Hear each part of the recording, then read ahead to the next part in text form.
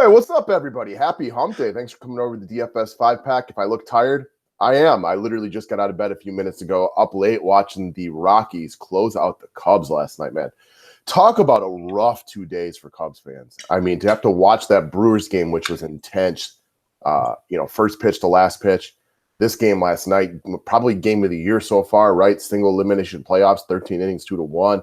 I mean, that has just got to be a stressful, awful 2 days for Cubs fans. I used to be a Cubs fan when I was a kid, so I feel for you. Rough couple of days, guys. Sorry about that. And ladies. Yeah, you probably are talking to the one guy that feels no sympathy for them. So sorry you're out this year, guys. If you guys don't remember, the Cubs beat Matt's Indians a few years back, but I know a lot of you guys watched that. It was a single elimination playoff. I don't like the format because I don't think it's fair for a team to play for 6 months to go home in one game. But my Lord, is it entertaining for the fans. So right. I'm a little bit split on it in that way. Like liking the format and thinking it's fair is different from then enjoying actually watching it. I'm so with you there. Like it's not fair to the players, but when it's not your team or if your team wins, when it's not your team that loses, which is only one select city, it's awesome.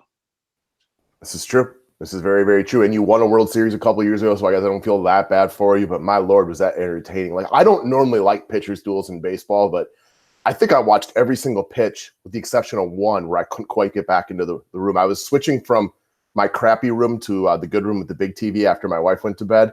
And I'm like, I heard the one pitch in the background. I'm thinking, oh, this is going to be a home run. I just know it because it's the pitch that I'm not in the room for. But fortunately, it wasn't. Just a great game. Sorry, Cubs fans. Congrats to the Rockies fans. That was crazy. Hopefully you all did pretty well on DFS.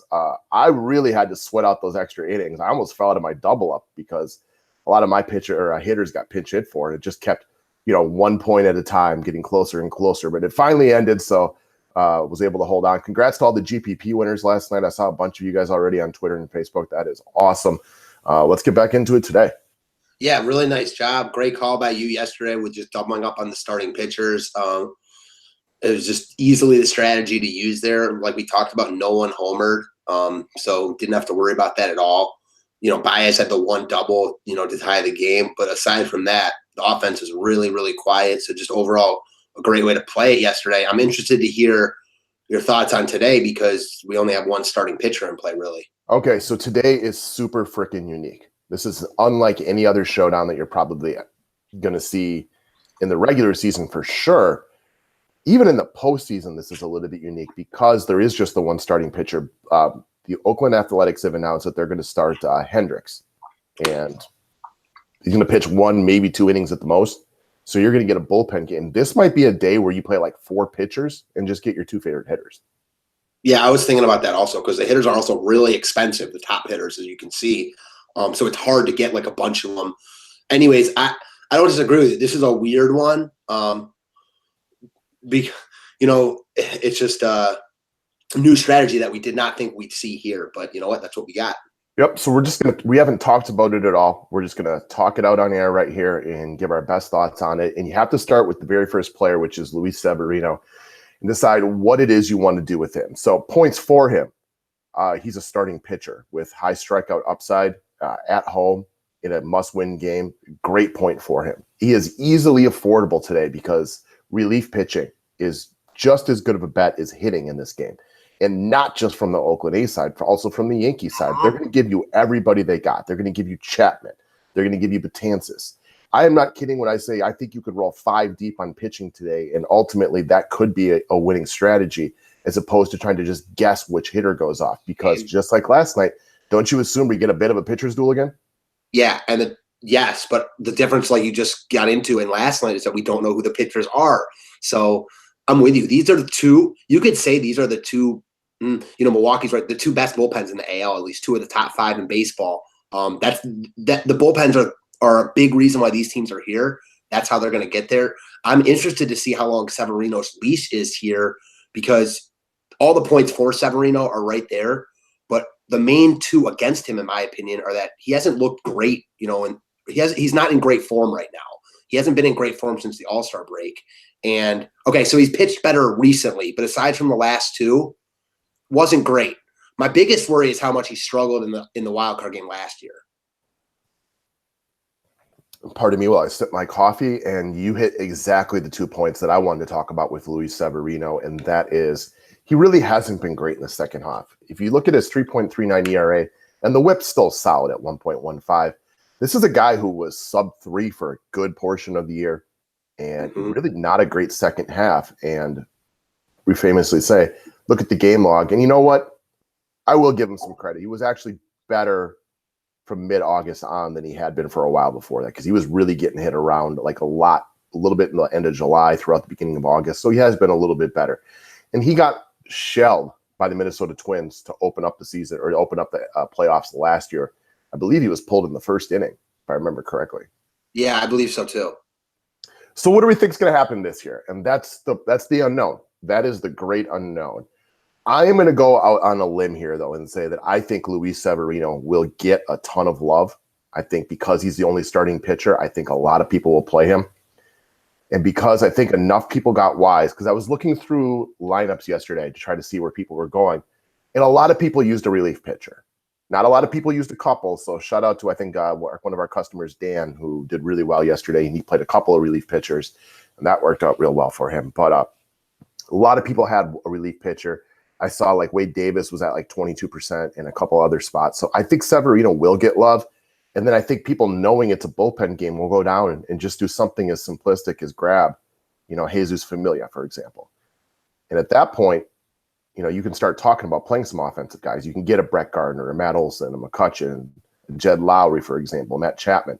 And you can really make your offense go from there. So I think Severino gets a lot of love. I do think playing him in cash games, that's probably the way to go, because you have to ask yourself, like, how many points do you realistically need out of him to make this a good play? And because we have the relief pitchers, like if he gets you 12, I think you're fine with that. Anything more than that, it could turn into a thing where fading him will cost you. I'm leaning towards playing him, but I think there's great arguments for skipping him, especially in the GPP format. Yeah, so kind of just to tail on that and kind of go, my biggest worry about the start from last year's wildcard game is not that he pitches like that here. I don't think he gets rocked like that. Why would we expect him to get just shelled like that? He's an elite pitcher. My biggest worry is that they know that he got rocked last year. They know he hasn't been in great form. They know this is a must-win game. If he, in the third inning, in the fourth inning, has walked 2 guys or just doesn't look like as good as they want him to look, they could easily pull him. Then they got a great bullpen. They do have a great bullpen. You got Chapman, Betances, Chad Green, several others back there who do a really, really good job. The guy from Baltimore. What's that? The guy from Baltimore. Who's Britton? Yeah, Britton, sorry. Okay. They do have a long list of quality relievers in the New York Yankees bullpen. It's actually the most probably underrated part of their team. Mm-hmm. So that is a very, very valid point. But that goes back to what we kind of talked about already. How many points do you think you need from Severino in order to warrant his $16K salary? And then you have to ask yourself, like, who do you want to play, Aaron Judge or Blake Trinan, or however you pronounce his last name? Like, because Trinan could easily outscore Chris Davis, Stanton, Didi, and Aaron Judge tonight. Definitely. I also like, just from looking at this game from an outsider view, do you think this game is like as low scoring as last night, just personally speaking? I think 4-3 as opposed to 2-1 could be a little bit more realistic, but I don't expect like a shootout, even though these teams have good offenses. You and I have both alluded to it now. They have great bullpens. If Severino does falter, they can roll right into those bullpens.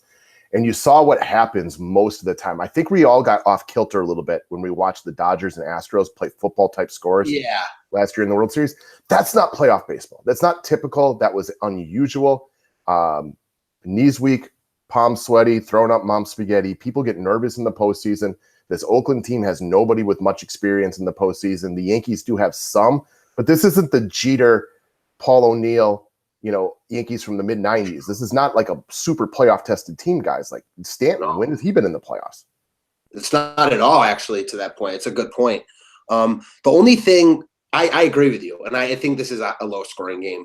The only worry I have to that, and this is anytime you have bullpens in the mix, this can happen. The bullpens are great, but all it takes is one bullpen arm to come in and be off, and then you have some offense. But that guy will get pulled soon, and that's not expected. That's just, a possibility when you bring in – the more pitchers you bring in, the more chance that someone's off. That being said, I think you're right. I think that you kind of just load up on, 3 pitchers, and then you can pretty much get whatever bats you want.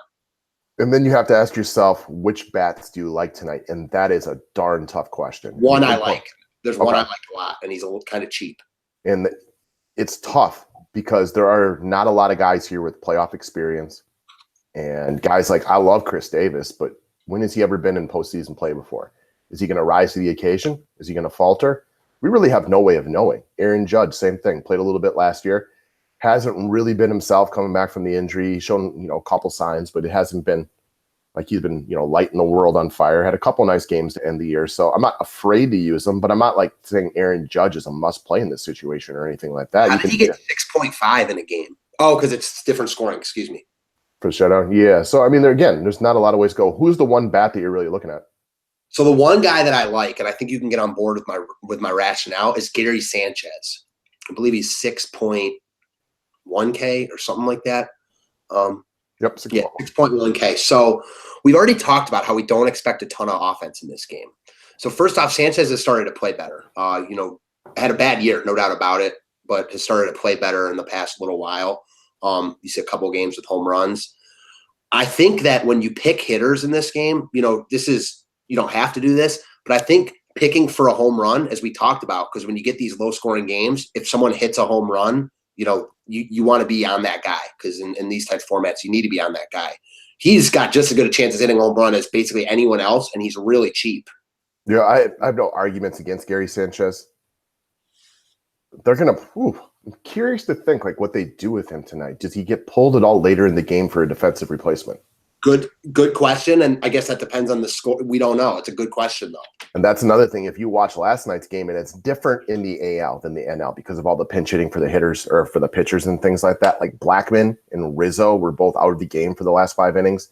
I had Matt Holliday and Chris Iannetta in my lineup because I went with 4 hitters and the 2 starters. Should have stuck with the reliever. It was the better play. Those guys both got pinch hit for. You don't have to deal with that as much in the AL. But Gary Sanchez is a bad defensive catcher.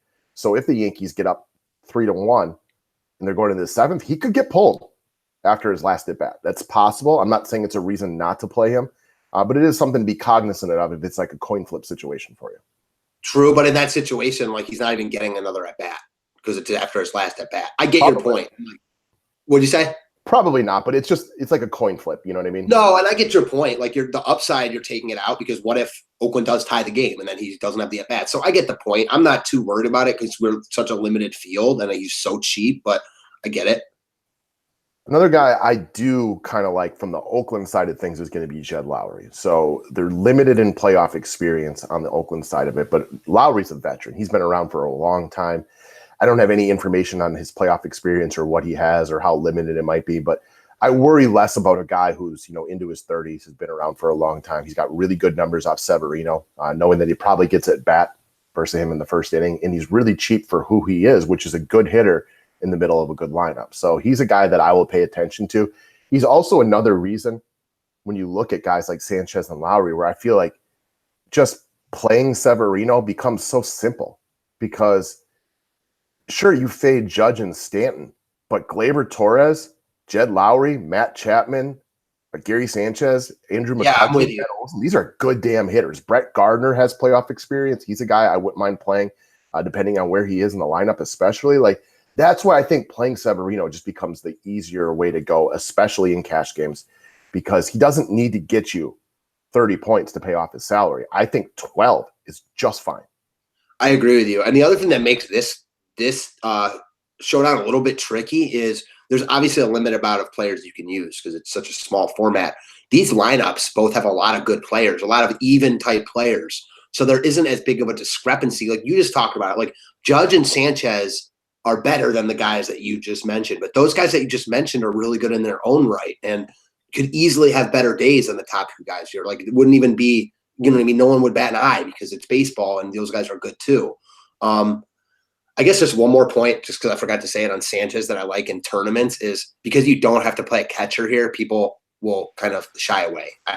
I think so personally. I don't know if I agree or disagree, only because he's got such a big name and you know how much people love the Yankees. I don't really know on that one, so I won't even venture a guess. So Andrew McCutchen and Brett Gardner are two other guys. I have some real interest in them because they have playoff experience. Piscotty from his time with the Cardinals is another guy who's it's a good call. I mean, Neil Walker plays. I'm just saying pounding this mid-tier for offense is really easy because as great as Stanton, Chris Davis, and Judge and Gregorius are, they're not like so much more likely to score big points than all these other guys that we talked about. No, but I will say, I don't know about you. If I was choosing one of the high priced bats, like if you had to choose, I think my guy would be Judge. Would your guy be Judge or Chris Davis? Probably Judge. Been here last year. Takes a lot of walks. Could easily get pitched around, so at least you got kind of a nice baseline. Whereas Chris Davis doesn't take as many walks as the other guys. So I just feel like there's a higher baseline. Both very likely, candidates for a home run if there was one out there. Both have elite power to all fields and everything like that. But we all know that stuff. The guy that I don't trust is Giancarlo Stanton. Same. Honestly, if I were going in that range, I'd probably use Aaron Hicks, he looks good right now. I mean, obviously playoff is a different game, but also because of the ownership play there. Stanton will be so much more owned than Hicks here, and I like Hicks as a play better. I agree. I think there will be enough people who would kind of stay away from Stanton like us, but there are also a ton of people who just know how sexy that name is. Mm-hmm. I can't picture him shining tonight, and I could be dead wrong, but in Yankee Stadium, is this his first playoff game? He never made it with the Marlins, I can't think of. No, yeah, it's his first playoff game. First playoff game, bright lights in New York. I'm not saying that if the Yankees don't play a couple of series that he won't get it going. I just struggle to see him not striking out a bunch tonight. I kind of do too. Again, it's all going to come down to I guess how he's feeling because he's so he's another guy that when he's on, he looks so good. And when he's off, he looks so bad, but he's off a lot, it seems. And he's been off for a couple of days. He's been sitting there thinking about a big game like this, bright lights in New York City. And it took him a while to warm up this year, right? Well, this is different. This is the same kind of thing. It's not playing in New York for the first time, but it's playing in a postseason game in New York for the first time in front of those fans who can turn on you quickly if you're not playing well. Yeah. He seems like he could be a little fragile at times mentally. I'm not saying I don't know the guy, but just at times. And if the Yankees play a couple of series, I think he will get it going. But today, for the first game, getting probably tough righties to go up against him over and over again. Stanton's a guy I have very limited, if no interest in. I agree with you. And I think to your point that I think if the Yankees do end up playing a couple series, Stanton will have to get going at some point. Definitely. They got enough offense to roll without him. But if they really want to win the whole thing, you need one of your main bats doing something. For sure. I'm with you, though. I actually like Hicks more than Stanton, too. Yeah, Hicks is sleeper for me because all those big names right there, Hicks has been damn good. Look at the fantasy points per game. He's right there. He'll get slept on because his name isn't as big. He's rocks out. He's better at home. He's been hitting in the 3-hole recently. I think he's a considerably better play than Giancarlo Stanton, besides the fact that Stanton has the bigger name and will get higher owned. And then you throw that on top. I mean, sure. I've got another point of why I like Aaron Hicks, and I'm going to see if you can guess it. Why I think he's a good play for this specific game. Why? Well, no, I cannot guess it. Switch hitter. There is no reliever you come in just to face him. If you're Giancarlo Stanton, you bring in a tough righty who throws the ball, throws a slider away that you're going to swing and miss at.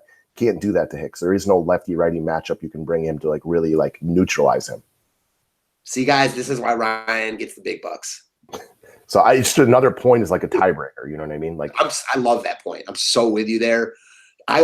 It's hard to roster Hicks here, but it's not impossible. He might be, we just talked about Judge and Stan. Obviously, I always talk about it from a GPP side of view, even though these are much more built for cash games. I think that Hicks is a really good look anywhere. I agree. And the other guys, Miguel Andujar and Gleyber Torres, these guys don't seem like this is too big for them. And just watching the Yankees a little bit, I think the young guys will get a little underappreciated because I think it is pretty common sense approach to go with a veteran, right? Isn't that kind of where you lean automatically is who do you think will show up in the postseason? You can throw out statistical analysis today because you flat out don't know who they're going to be going up against. Andujar and Torres seem to have that it factor where this is where they would show up as opposed to falter. So I kind of like the rookies and I don't mind playing them as a combination. And if you're playing GPPs, I think everybody after last night is going to think about the pitching. Could be offense. I don't expect it, but I don't think you're crazy. I mean, you can go really hard on hitters right here. You can grab Hicks and then go Andahar. You can grab McCutchen. And you switch on down over to the A's. You grab yourself some Jed Lowry. Go grab Chris Davis if that's your boo for the night. You throw in Luke Voigt or whatever. Like, you can stack the shit out of whatever you want to do offensively. I don't expect offense, but if you want to go for it, I assume people are going to focus on pitching tonight. Play a couple of relievers, probably play Luis Severino. They saw last night. So I don't think that's an insane theory at all. I don't either. And the reason I don't think it's insane is because, first off, what you said, that people are going to go to pitching. And secondly, it's not expected that like a team has a big inning here. Of course not, because it's a wild card game. These games are generally tight, like we talked about, low scoring. But if a team, like, last year it happened with Severino and the Twins, if the Yankees score 6 times in the bottom of the first, this game is going to play out much different than people think right now. And a lot of the relievers that people are going to use might not even pitch. And they'll start pitching to contact more on the New York side, which actually could help the Oakland bats a little bit. That's the start where you just don't walk people. We're not getting beat by walks. Throw it across the plate and make you beat them with their bats. And then maybe Oakland starts getting a couple of hits going as well. Mm-hmm. They also, from the Oakland side, this seems like a team of destiny in some weird ways that, like, I could totally see a big comeback, you know what I mean, where they get down 5-0 and just, magically find a way to win the game 7-6 or something like that. And couldn't you see that for both teams, though? Sure. Why not? And I'm still expecting pitching, and I'm still going to go pitching, but it's a one game. I don't think you're crazy to think like the offenses show up. I would start with the pitching and go from there. So let's do some lineup construction just real briefly. So I'm under the impression that before you do that, what also is difficult here besides choosing what hitters, and we kind of touched on it before and we're about to do it right now, choosing exactly which relievers you want. Well, that's what I want to jump into right now. So let's go into Luis Severino. I think in cash games, you play him. I'm not turned off by the one start in the postseason last year. He got his feet wet. And as hard as I've been on him lately, looking at the game log again, like, he actually hasn't been as bad as in my mind he had been. You know what I mean? Like, he's allowed 3 earned runs or less in 6 of his last 7 starts. He's still got the high K upside. You got a bunch of guys on Oakland who haven't been in the postseason that should be swinging and missing. I think you start with Luis Severino in cash games 100%. I get the fade in GPPs for sure, but I specifically stick to cash games in the showdown mode. I'll toss it in a small GPP, but like last night I played a $25 double up and like I put $2 into GPP or something like that. That's just how I focus these on. I get it.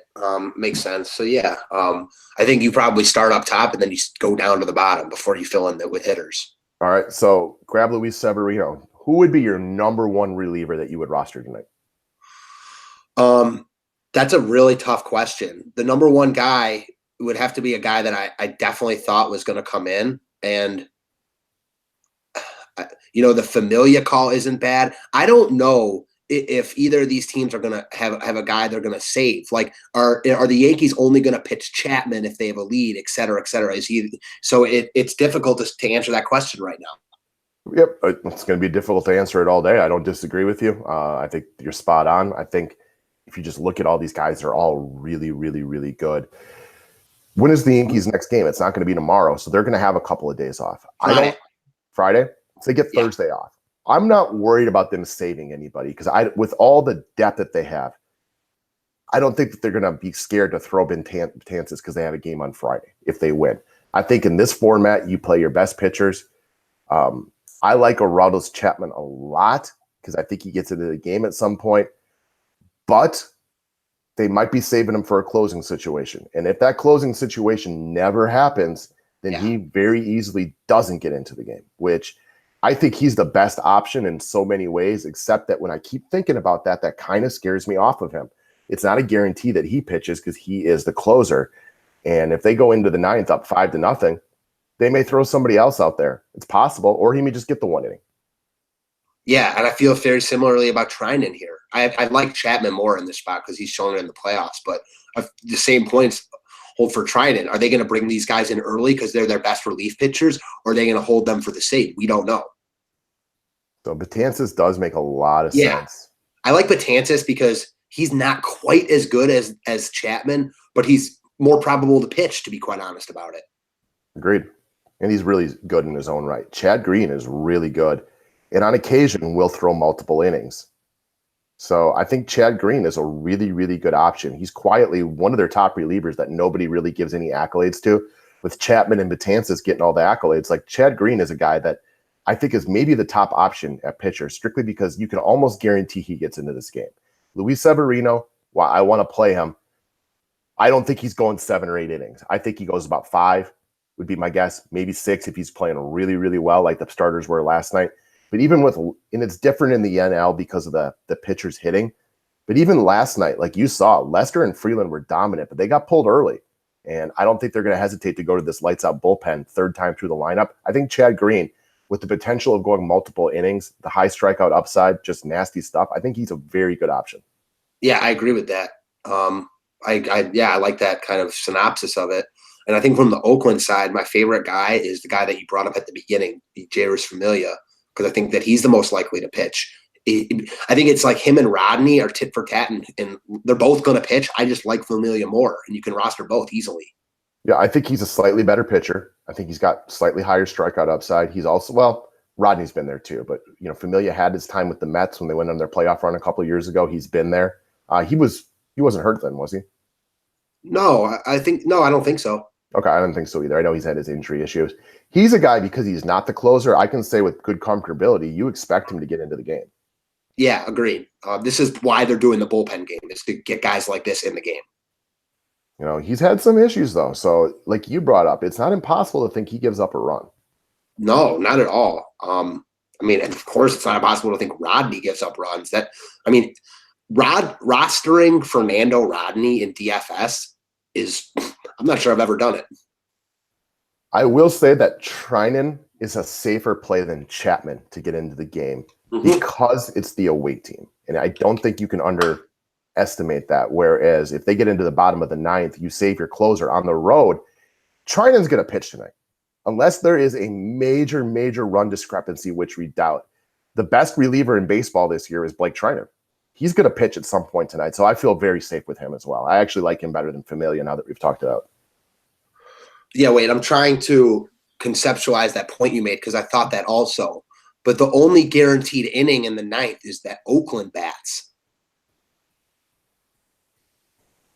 And if that's a situation where they're up, can't you picture him pitching in the 8th? And then they're going bullpen early. Like Treinen's getting in this game at some point.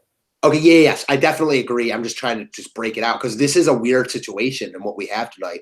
And the other guy I think that is definitely going to come in and pitch for Oakland is Trevino, who pitches a lot for them.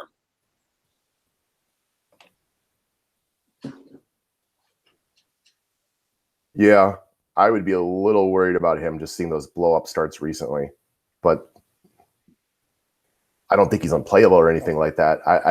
There's so many good relievers. He probably doesn't quite make my list because I can only play a couple of them. I get it. I could play more, I guess. And I don't think you're crazy to leave money on the table and play 3 relievers tonight or something like that. No, not at all. And basically, like we said, there's a lot of relievers in play. These teams have a lot of good relievers, and that's what it is. So I think I'm settling on Green and Treinen as my favorite two. And I like Chapman. He's got the playoff experience. Well, one, he's just really good, right? Like, let's not forget the fact he's awesome. He always strikes guys out. I think he'll be popular tonight because I don't think people will break this down the way that we're looking at it to guarantee he's getting the game. But he also gives you that potential for a save if the Yankees win. I mean, he's got his strikeout upside it's not quite to Josh Hader, but it used to be better. Yeah, you feel comfortable with him here at least. Right? Like if you play 3 relievers, oops, I'm not trying to enter it. I'm trying to play him. You grab any 2 offensive guys you want. It's not even a struggle. I'll probably cap it at 2 because even if you just play 2 of them, like now I can still get whoever I want offensively. It is so easy to grab Aaron Judge, Aaron Hicks, and then Piscotty or Gardner or Olsen or McCutcheon and leave some money on the table easily. I kind of like where you were going with that. Like I get this. This is the smart way to do it. But I know that I kind of could tell you were about to say, like with the 3 relievers, like you don't have to do it, but that doesn't mean it won't outscore using hitters. No, not at all. And again, I brought up one of our customers, Dan, who watched the video yesterday. He did a small 3-entry max GPP. And what he did was he stuck with the 2 starting pitchers. he grabbed 2 relievers, and then he just mixed and matched the hitters that he put in his last 2 spots. And if you played GPP multi-entry on this, I think maybe going with like Severino, pick your 2 relievers. I like Green and Trinan, but if you like Chapman, for example, better, do your thing, and then mess around with the 3 hitters. Yeah, I get that. Hicks is a guy that if I play this, I want to roster. But other than that, I mean, there's a lot of toss-ups here. It makes the slate interesting. Hell yes.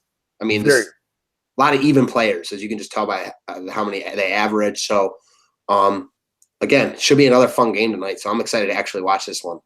Right, like Andrew McCutchen. Let's not sleep on him. He's played all right for the Yankees, and the most important thing here is who's got playoff experience. Andrew McCutchen has some playoff experience. He's actually played really well in September. He had, I can't remember the exact numbers, but they were really, really good.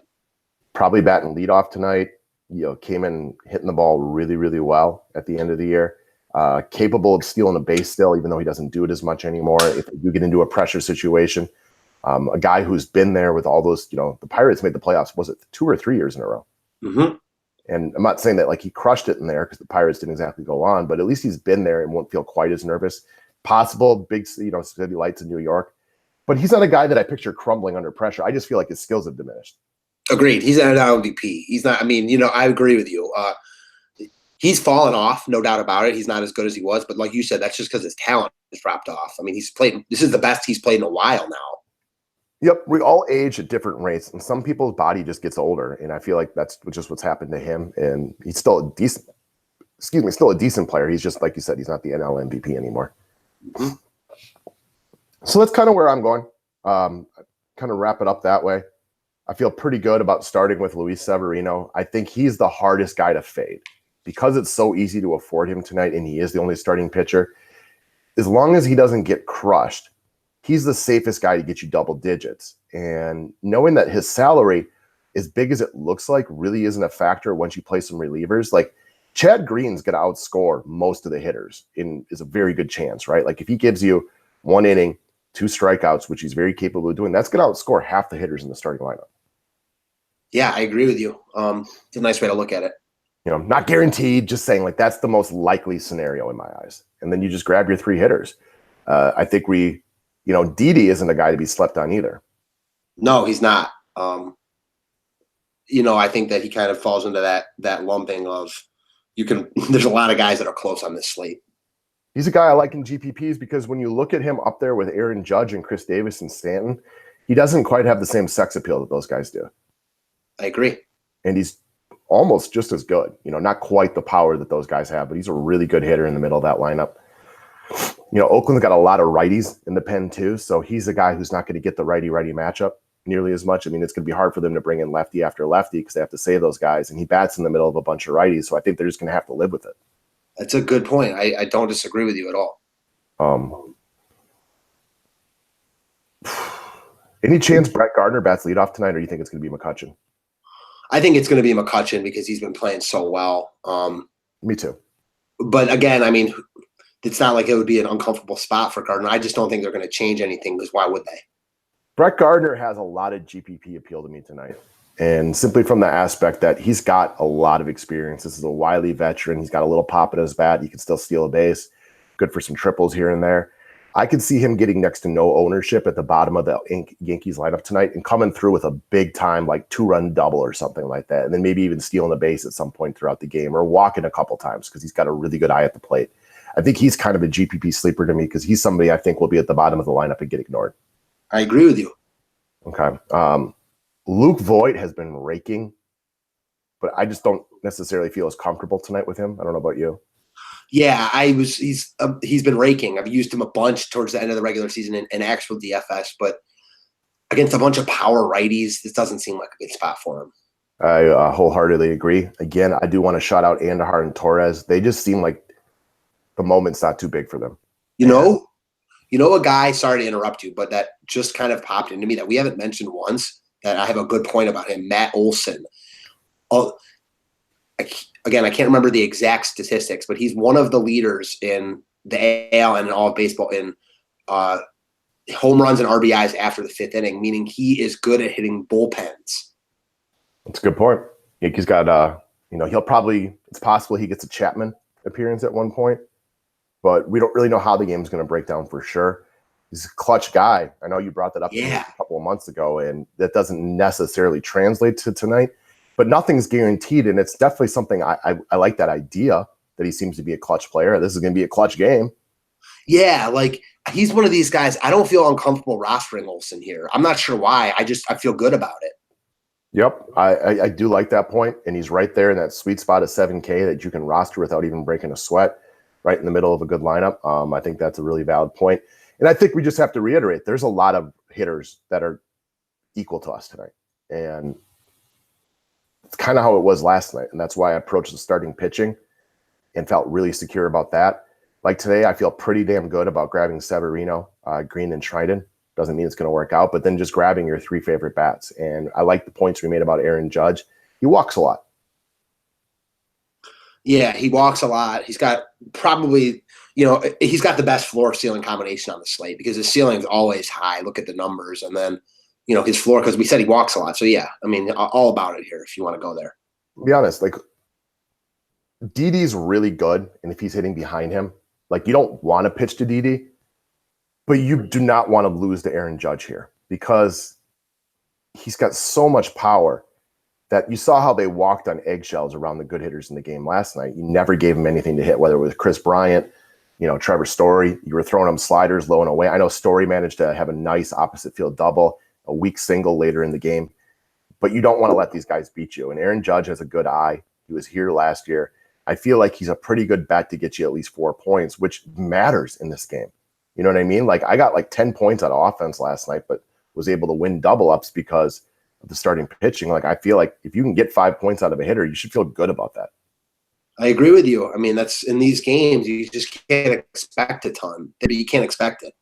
No, it's hard hitting it. And again, while it's nicer in New York than it was in Chicago weather-wise, it's in the 60s. It's sun's down. It's not hot out or anything like that. The ball's not going to be jumping. Now, Yankee Stadium doesn't play quite as poorly in the bad weather, the way that winds and everything like that. But you just don't expect an offensive onslaught tonight. It could happen. These teams both have great offenses. You don't expect it. Agreed. You can't. All we can go off of, and we talk about this in NBA, is what we've seen and what we kind of expect. And in this situation, we've never really seen it before because this is the first time for all these guys. So kind of just have to go off history. And usually these games tend to be tighter, low-scoring games, like playoff games normally are. Exactly. So I think that about displays what I'm thinking on this one. I think you're pretty well in agreement. I know you don't really play the showdowns a ton, so it's not like you're going to go balls to the wall GPP tonight. But if like you had to give like one GPP theory, what would be your thought process? Would it be fading Severino? No, I honestly think that Aaron Hicks might be enough in itself. I like Hicks, and I'm starting to like Olsen. And I think that your strategy of using Severino and 2 bullpen guys makes a lot of sense because I'm starting to think that, well, sure, there's a chance that Severino gets rocked here. I don't expect it, honestly. And I think that, like you said, like if you get to 14 points, you're fine with it here. So what's the risk? I agree with you. And that's kind of the way that I look at it. I think it's more likely that if you play Severino or if you fade Severino that you lose because of it. And like both starters last night had really good games. I'm like, I guess the other point I'll say, which I know that you'll get on board with, and how I think sometimes, like if I fade, like I don't love Severino here, that he's easily the top option on this whole slate. But like if you fade Severino here, like if I fade him, where am I going? Like all the players are still the same. Like I'm not guaranteed anything, even if Severino gets rocked. He is the number 1 bet on the board for 10 plus points. Oh yeah, easily. And it's like if you fade him, you could still not do anything because there's so many guys to choose from. All right. And if he gets rocked, I'm just guessing he's going to be at least 80% owned in cash games. Both of the pitchers last night in the massive, or quote unquote massive $25 double up I was in were both like between 60 and 65%. And that meant like fading hitters a lot. They both were about 2/3 of the way owned. I expect Severino is the only starter to be 80% tonight. I could be way off. I'm just spitballing over here, but that's my guess. And it could be even higher than that. And if he goes out and gives even 15 and you don't own him, like it's going to be tough to cash. Yeah. And like in tournaments, it's hard. These showdown sites are hard for me because the power of being different just like isn't there because you just need whoever does well. You know what I mean? Yeah, if somebody hits a homer and you don't have them, you're pretty much out. Right. There isn't like three other guys that could be low owned that could hit a homer and a double. They're not playing. There aren't those guys to go to. Yeah. All right, guys. I think that about covers it. At this point, I think you get a pretty good idea of what we're thinking. The hitters are pretty damn evenly matched. We do like Hicks. We do like the Judge. I mean, Chris Davis is great if you want to play him. All these guys are mostly pretty damn good if you really, really like them. But like you said, you're kind of trying to pick out a home run, and that's not an easy thing to do. I don't know. I pick the two relievers, grab Severino and cash games, pick your three favorite hitters. You can pick whoever you want, and I think you just roll with that. I will say, I do think the Yankees get more love than the A's because it's the Yankees versus the A's, just for that reason alone. Right. The Yankees, big market, East Coast team. Everybody knows them. I definitely think stacking A's would be more realistic for GPPs because I do think that their ownership will be down a little bit. Especially with Severino. Agreed.